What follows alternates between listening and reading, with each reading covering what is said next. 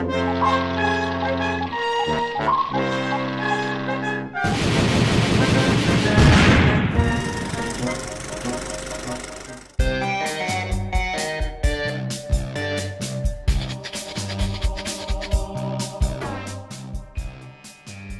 and welcome aboard the Battleship Pretension. From Cinephile Video in Los Angeles, California, I'm Tyler Smith. And I'm David Bax. And thank you for watching. David, how you doing? I just want to get this thing wrapped up today so I can get out there and get an early start on my righteous killing spree. Now, David, nobody wants to go on a killing spree more than I do, but we can't do it right now. We've got to review God Bless America, and then we've got podcaster Pat Francis coming in a minute. Okay, fine. Let's talk about God Bless America. My name is Chloe, I live in Virginia Beach, and everyone loves me because I'm so pretty. I wanted an Escalade! This is the biggest day of my life, and I'm doing all the work! Directed by Bobcat Goldthwait, this film centers around a disgruntled middle-aged man whose dissatisfaction with the country leads him to finally, violently lash out at the world around him. Tragedy. Did you just kill Chloe? Awesome. He is joined in his quest by a rebellious teenage girl who gives him someone to talk to, as well as provides a few more targets. People who give high fives, anyone who wears crystals. You're friggin' Rambo, man. What are you looking at, old man? I'm recording this. Thanks for not talking during the feature. Thanks for turning off your cell phone. You're welcome. Why have a civilization if we're no longer interested in being civilized? Hey, buddy, what's wrong? A lot. A lot of crazy people out there. I only want to kill people who deserve to die.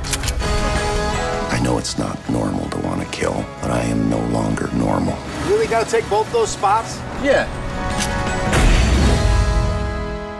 So let's get into it, shall we?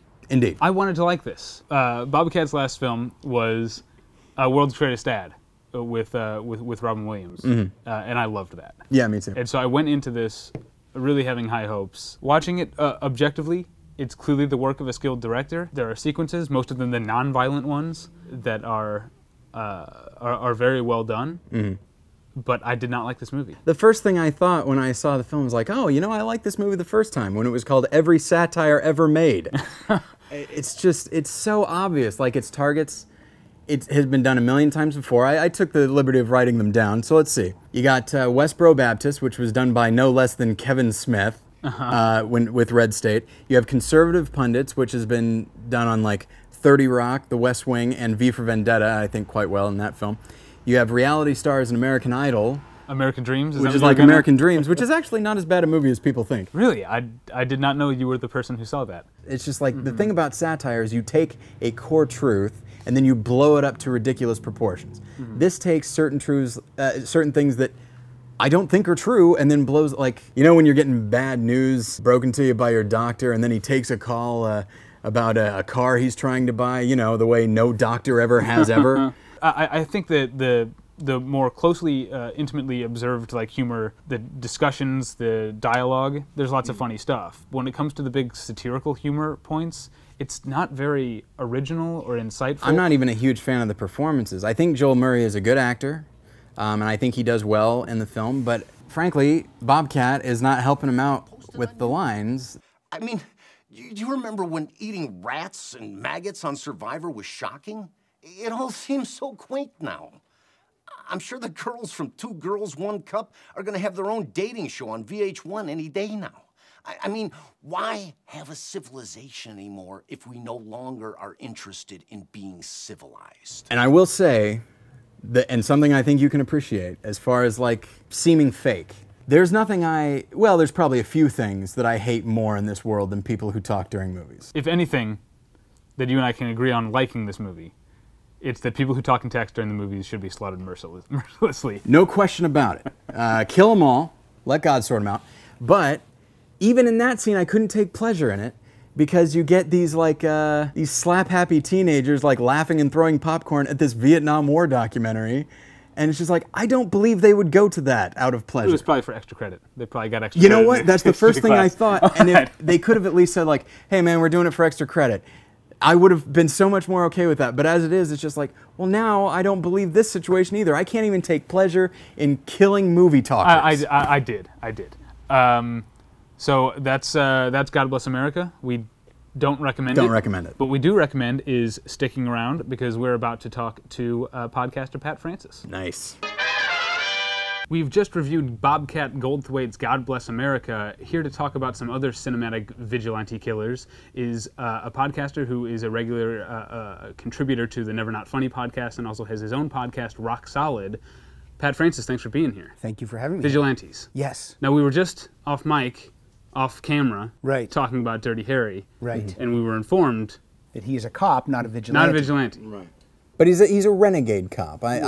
He has a vigilante bend to him. Would you say he plays by his own rules? Once you like punch out at the end of your shift, yeah, are you then a vigilante if you do anything, or does cop like cover 24 hours a day? I don't know. I think at the end of your shift and you're doing some dirty deeds, done dirt cheap, then I think maybe you're a vigilante. Yeah. So I think it's okay to lump Dirty Harry in with vigilante. Yes. Who would be the #1 vigilante in cinema? Who do you think? Let's see. I think the character Death Wish, played by Charles Bronson. Paul Kersey. Paul Death Wish Kersey. Right. Yeah. And there are like 5 of those, and and one good one. But I feel like I mentioned Sheila. I keep bringing it back to comic books, but The Punisher was pretty huge. I mean, I didn't really read comics as a kid, but I did read The Punisher. I think because I didn't have like the patience for superpowers and costumes, and I liked The Punisher just like dressed in black and killed people with guns. He does kind of have a costume on in the comics, though. He wears white boots. Well, I think if we're going to talk about obsessiveness of vigilantes, we had to talk about Travis Bickle. I think he maybe is the because he. I just think of him as crazy, not really a vigilante. Yeah, but I think he thinks of himself as a vigilante when he gives his speech. That's because he's crazy. That's why he thinks of himself. Did you like? Because Kick-Ass is a very divisive film. Did you like Kick-Ass? I love Kick-Ass. What I didn't like about Kick-Ass is because I have kids. Right. Is I didn't like the girl saying cocksucker and some of those. I didn't mind her killing people. I'm fine if my children kill.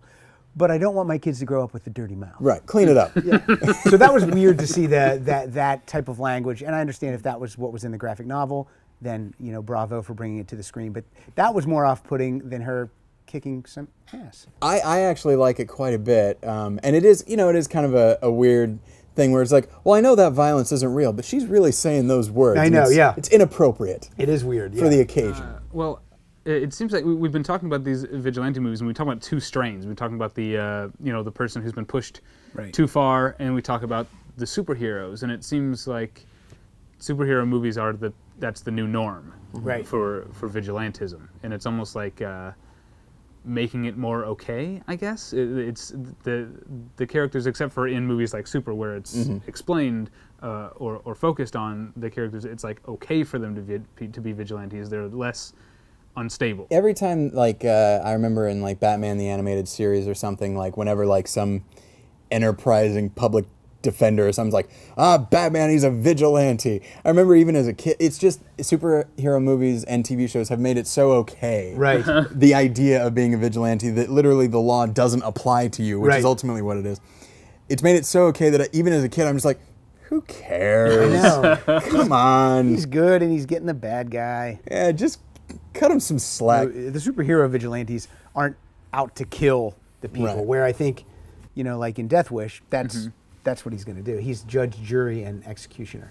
That's right. Well, you guys can find us at battleshippretension.com, as always. Pat, where can people find you and your work on? How about Pat_Francis at Twitter, and just look up Rock Solid. All right. Well, thank you for being here. Thank you. Pat, thank you to Cinephile Video for having us, and thank you at home for watching. We'll get you next time. Bye. Bye.